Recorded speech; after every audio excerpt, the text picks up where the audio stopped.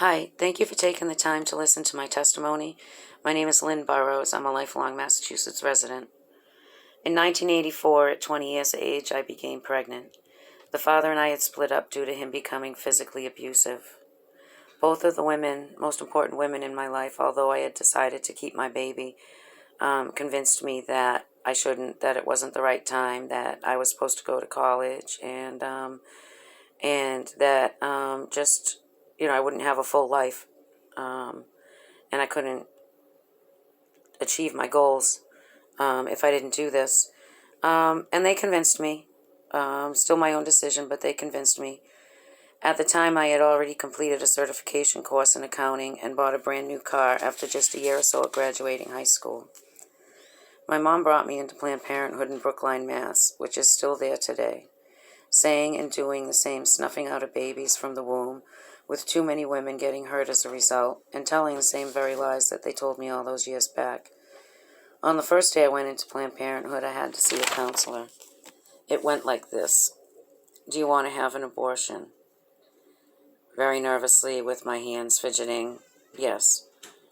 The state of Mass says that you have to be counseled first, then you have to wait 24 hours before the procedure, so come back tomorrow morning. I remember going back the next day. I remember being brought to change into the room and then set up for the procedure. I remember the doctor who seemed cold to me. I remember the tug as my baby was sucked out of me and ground up like a tomato for spaghetti sauce. That's what my baby looked like. The container wasn't covered. Some things you don't forget. I left shortly after. I remember looking out the window of the car as we left. I saw people standing on the sidewalk, some with signs, though I couldn't see what was on them. If I knew who they were and why we were there, I would have my baby today. I don't remember the ride home. The Valium knocked me out. I do remember being at home, lying on the sofa, sleeping it off, and I bled for a long time, for weeks. There was no follow-up appointment, though to this day, women who give birth to live babies or those who miscarry have follow-up care and phone access to doctor or nurse involved in her medical care. Medical and psychological care after abortion isn't considered, and women die as a result. Whether it be by the hands of the doctor or the tools that perform it, or infection, which is watched for with every surgery out there but not this, and bleeding to death. Women have bled out on the table and some later at home. These stories are not user-friendly and therefore not told. A lifetime of depression, suicide, murder, also risks I associate with abortion. We didn't talk about this when I was counseled. There was no pre-surgical testing, as there is with all other surgeries then or now.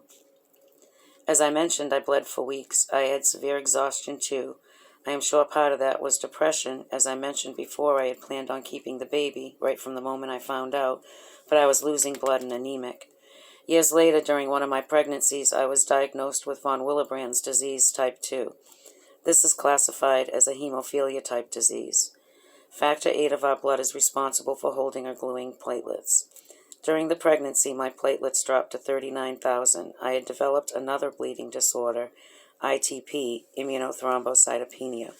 If my platelets went below 30 to 34,000, I don't remember the exact number, both a C-section and live birth would be dangerous or deadly to me, and if the baby had the same problem to her.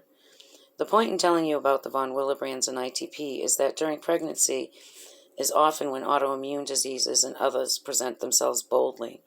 Doctors know this. Why isn't pre-surgical blood work done on these women?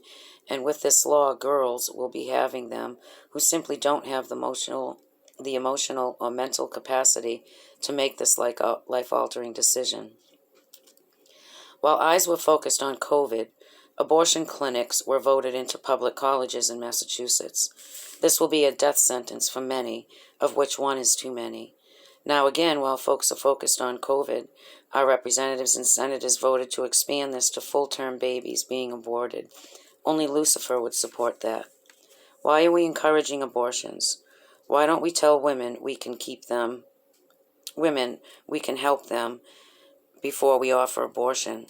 Why don't we offer counseling that introduces on-campus housing, education, daycare, transportation, a driver's license, just like we are doing for those who illegally came here?